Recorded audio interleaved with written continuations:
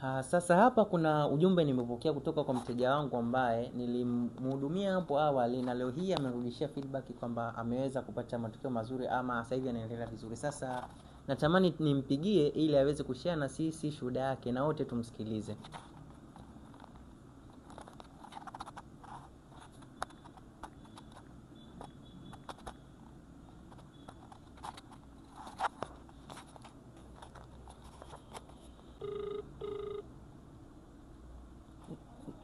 Naam, habari? Mimi za kwangu nzuri, sijui wewe unaendeleaje? Nashukuru Mungu naendelea vizuri. Ndio, nimeona ujumbe wako WhatsApp, nikaona nikupigie ili uweze kushare na sisi. Sijui kama unaweza kunisaidia kushare ushuhuda na wenzako.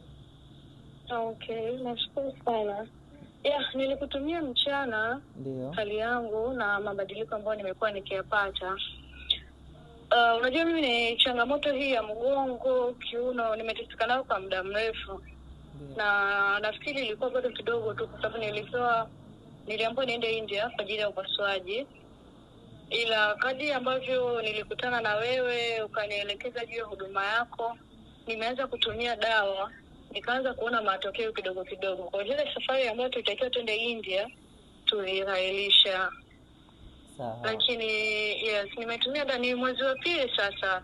Nimeenda kufanya vipimo, daktari anasema naendelea vizuri, kwa hakuna haja tena ya kwenda huko. Sawa. Kwa hiyo kwa hilo nashukuru. Ndio maana nilikutumia ile ujumbe kwamba nishukuru, umenisaidia sana. Mungu akubariki na uwasaidie watu wengine. Ukweli hizi changamoto ni nyingi, ila watu wengi hawafahamu namna ambavyo vinatesa mpaka mtu apate madhara makubwa zaidi. Basi sawa kabisa. Mimi nikushukuru kwa shuhuda yako. Ndio. Kwa maana nilikwambia pia dawa unaweza kutumia ndani ya miezi 3, lakini umetumia ndani ya miezi 2 na Mungu ameleta neema, naona umepona ndani ya miezi 2 tu. Nashukuru sana. Sawa, basi mimi nikushukuru sana na nikutakia usiku mwema. Asante.